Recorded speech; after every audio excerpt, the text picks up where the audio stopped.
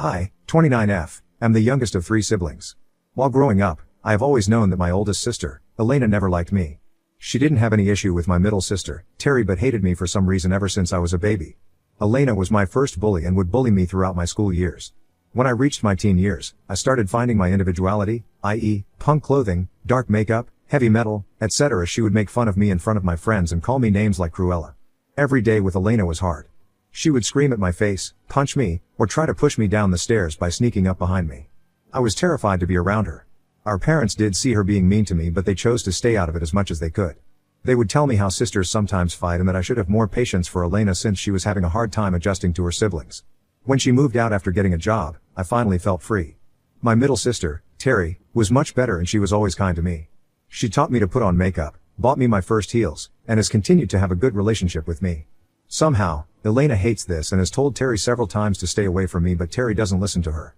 I thought after Elena moved out, she and I would have a much better relationship, but I was wrong. She eventually got married to her now husband Gary. In my family, reaching 21 is considered a big deal. When my sisters had their 21st birthdays, they threw parties with their friends and families and generally had a great time. This made me excited for my own 21st birthday, which was approaching.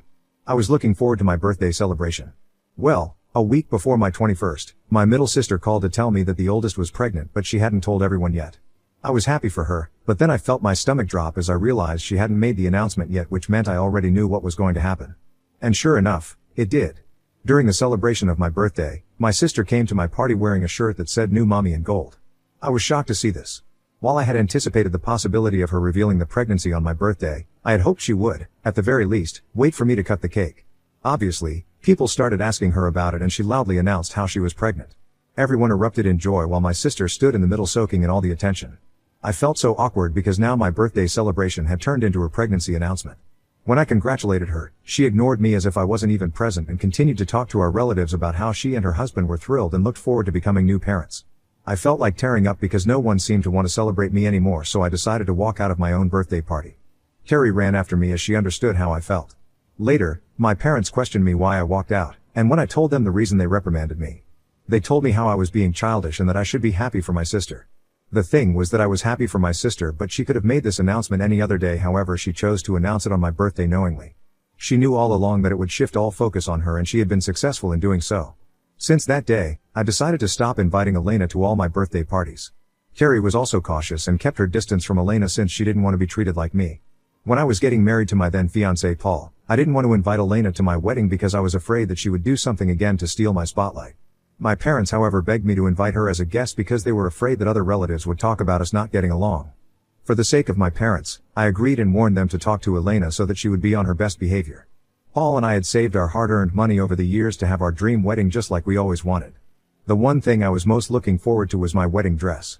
I have always had issues with my self-esteem, so I wanted to feel like $1,000,000. All in all, my dress was over $800, which may not seem like much, but it was a lot for me, and I had worked hard to budget this for my wedding press. I loved my dress, and there was beading and some embroidery all over the bodice and hem, trailing up and down the skirt. It made me feel like a princess and I was really happy with it. I had shown the dress to Terry and not even my mom since I wanted to keep my look a secret. The only issue was that I needed some alterations on my hip as I was a size smaller. Alterations can be pricey, so I asked my aunt, who I knew would be happy to help me. My aunt agreed and asked me to come and give it to her. I visited my aunt's place with my dress and she took some of my measurements so she could alter the dress accordingly. She understood how expensive the dress was and assured me that she would work on it carefully. We talked for some time and I requested her to not share pictures of my dress with anyone, and she assured me that no one would ever know. My aunt was going to call me a week later after the alterations were done. A week passed and there were no calls from my aunt.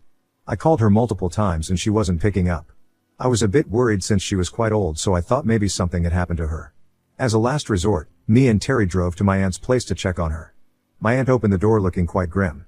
I questioned her as to why she had not been picking up my calls. This is when she told me how she was so sorry for everything and started to cry. Terry and I stood there unable to understand what was happening. My aunt then took me inside her room turned work studio where she had kept my dress. I screamed in horror when I saw that my dress was completely torn. The bodice of my dress was torn right in half in the front, the beads strewn everywhere, and the puffy skirt was all ripped out. I almost fell down on the floor in shock. Terry questioned my aunt as to what had happened and asked her if she had done this to my dress. My aunt shook her head and told us how Emily had visited her a few days ago with her dogs. She had told Emily that my dress was with her and she was working on it. Apparently, when she went to get Emily lunch, one of her dogs accidentally got into this room. Emily had begged my aunt to not tell me that this was her fault. Since then, my aunt had been trying her best to fix the dress, although it was pretty impossible at this point. She told me that an estimate to repair the dress would cost me even more than the actual price of the dress since the material was too good. All I could do was break down while Terry tried to console me. My aunt looked broken-hearted too as she kept apologizing repeatedly. I then told her that she could have locked her doors and maybe the dog would not have got in. However, my aunt told me that she had in fact locked the doors, but somehow the dog had still managed to get in. Hearing this, my blood ran cold. I realized that maybe there was a possibility that Emily had knowingly opened the doors for the dogs to get in and destroy my dress. I was beyond devastated when I told my parents about the dress. My dad offered to buy me a wedding dress, telling me that since I didn't take any money from them for my wedding, I should at least allow him to buy me a wedding dress. I was heartbroken as I had been so sure that I would be getting married in my dream dress, but unfortunately, I had no other choice left.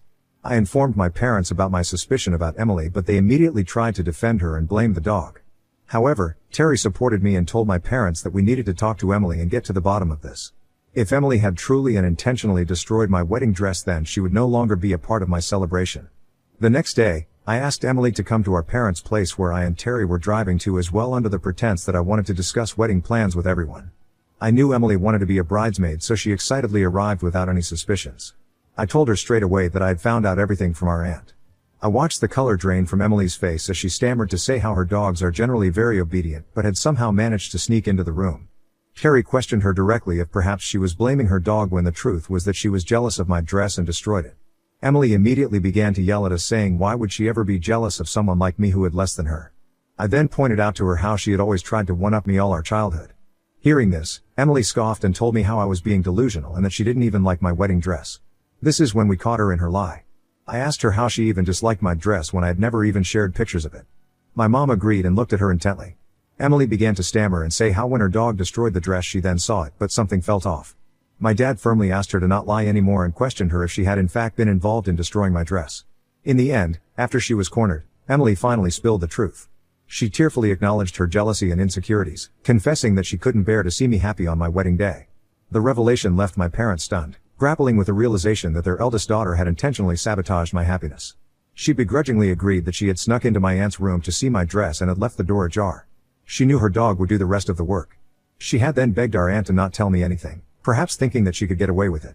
Our poor aunt had clearly been manipulated and had been worried about breaking the news to me since she didn't know how I would react. I was so pissed at Emily that I wanted to choke her right there. Emily started to tell me how she has never liked me ever since we were children, and even as an adult she can't help but continue to dislike me. Terry defended me and told Emily that she should have dealt with her emotions by going to therapy rather than destroying my things or bully me. My dad, for the first time, stood up for me and told Emily that he was disappointed in her. I was still angry and hurt, so I asked her to pay me $800 back for the dress since she had now publicly admitted her mistake.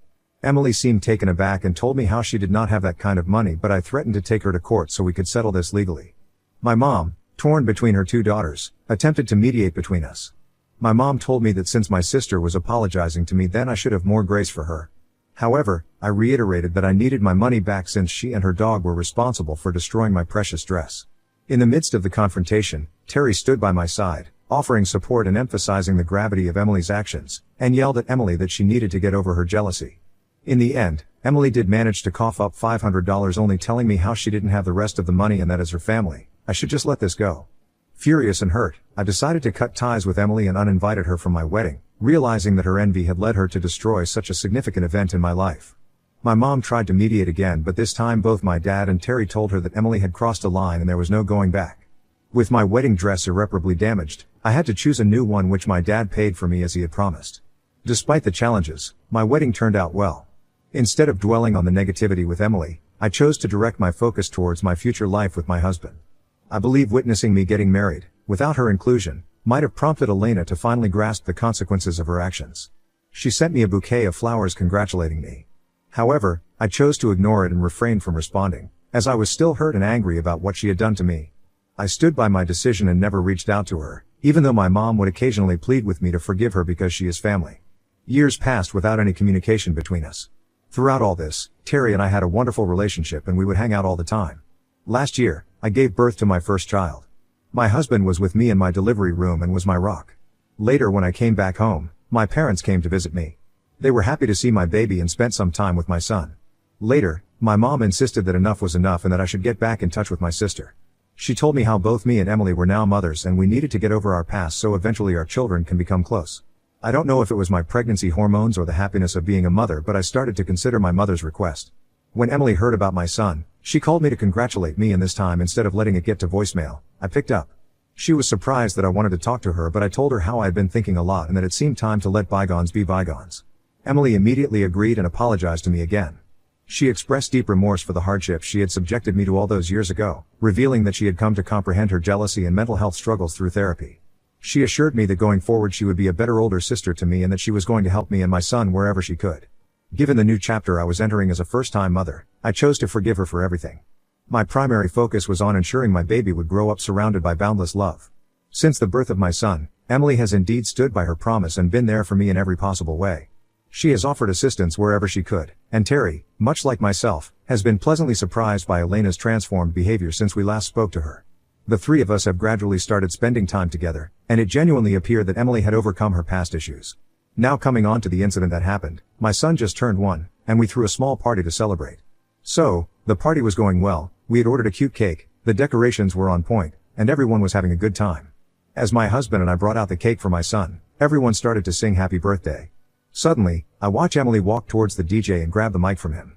People turned to look at her as she then announced to the room that she was pregnant again and had waited until now to share this happy news. I stood there in shock absorbing her words, and it all seemed like a bad joke to me. My 21st birthday memories came reeling back to me when I was first upstaged by her, and now my son's first birthday was ruined by her announcement again. The whole room became quiet with everyone looking around awkwardly, not knowing how to react. My husband stood there motionless, not quite understanding why Emily would do something like this. Emily then walked up to me in front of everyone and announced that since she had always been there for me for my first child, she expected me to be there for her second child and help her take care of the baby. Emily continued to say how she would want nothing more than a grandbaby shower organized by me for her baby. I was shocked, to say the least, and looked at her blankly. She then handed me a small envelope and told me that she was looking forward to seeing what her baby shower would look like. I opened the envelope to find a to-do list for her baby shower. I couldn't believe her audacity. Anger surged within me, fueled by years of pent-up frustration, and I had enough of her behavior.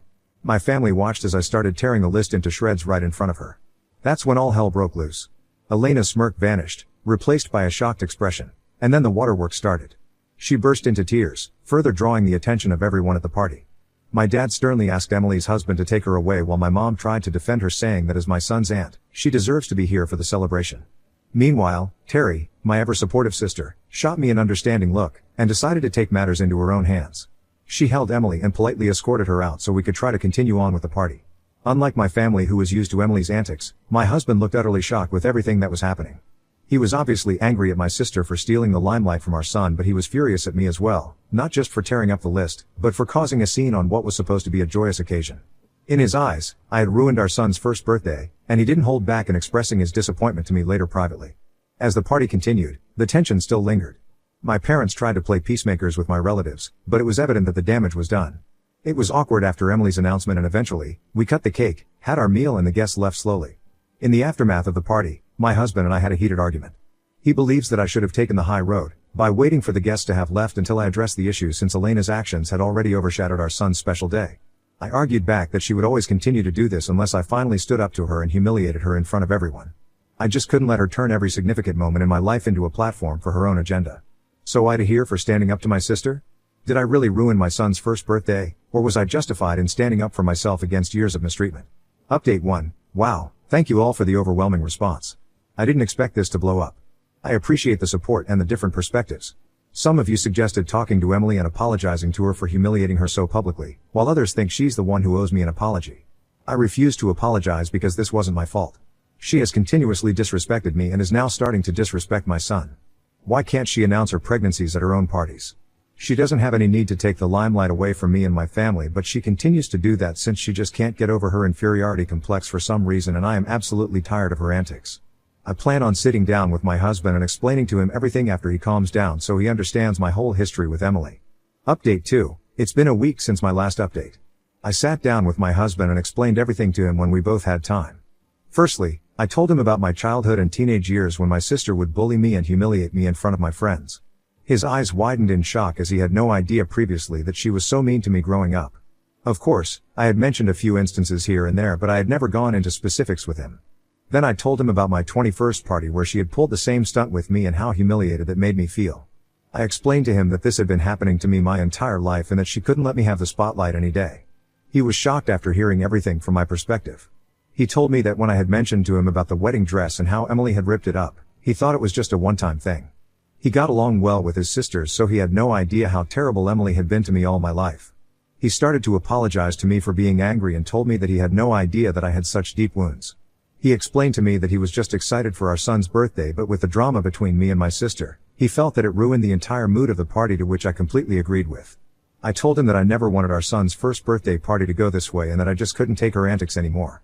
We hugged and I knew that all was forgiven between us. My husband then told me firmly that we needed to cut things off with Emily because he was scared that she would treat our son this way and humiliate him in the future as well.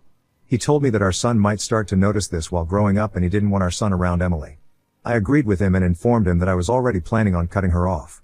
I will be informing my parents about this as well so that they know that both I and my husband have decided to do this and nothing can change our minds. Meanwhile, since the party, Emily has tried to call me and sent me several messages which I have refused to open because at this point, no matter what she says, our relationship can neither be repaired or go any worse than this. I have no idea if she blames me for ruining her pregnancy announcement or is apologetic because regardless of what she says, I won't believe her anymore. I had always foolishly forgiven her before, but when it comes to my son, I can't let my sister ruin his life also. My son might not remember his first birthday, but me and my husband will remember the day forever. What my sister did will forever be etched onto our memories. Hence I will block her so she can never again get a chance to ruin our lives again. Update 3, as I had mentioned earlier, I called my parents to talk to them regarding my decision to cut off Emily forever. My dad replied back that he completely understood my decision because after what she had done he didn't want to talk to her as well. My mother started to protest, saying that I was being too cruel to my sister and I should never say never. Hearing her say this, something snapped inside me. This is when I finally lost it at my mom. After watching her treat Emily as her golden child for years, I was done being pushed aside. I started to tell her the various things that Emily had done to me over the years and how she had failed to protect me as a parent. I reminded her that she should have been a better parent then and asked Emily to stop or take her to therapy and then let her get away with everything. This might have made our relationships better and we could have continued to be sisters, but that didn't happen, so she should stop asking me to forgive her. I told her firmly that if she didn't respect my and my husband's decision to cut off Emily permanently, then we would have no choice but to cut her off as well.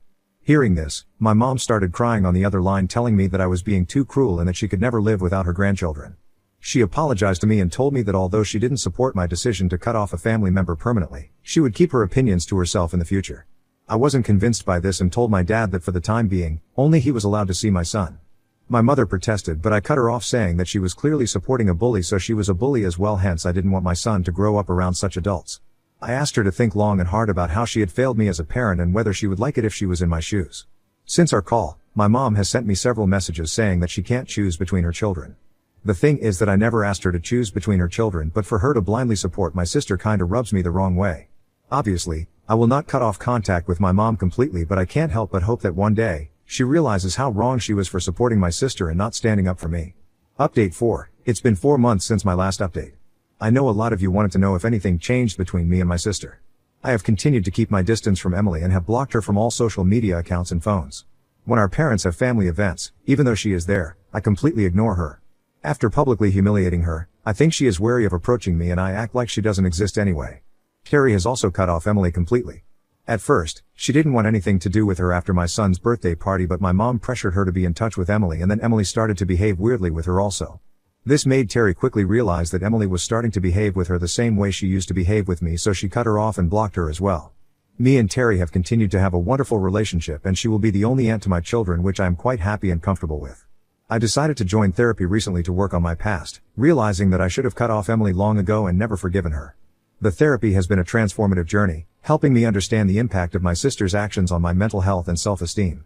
It has also empowered me to prioritize my own well-being and focus on building a positive future for myself, my husband, and my child. Looking back at the incident during my son's first birthday, I recognize the significance of standing up for myself, even if it meant causing a scene. I refuse to apologize for defending my boundaries and protecting my family from further toxicity. As for my husband, all is good between us. He has come to understand the depth of my sister's toxicity. Our relationship has grown stronger as we navigate parenthood together, focusing on creating a positive and nurturing environment for our son. I am lucky every day to have a partner and a best friend like him.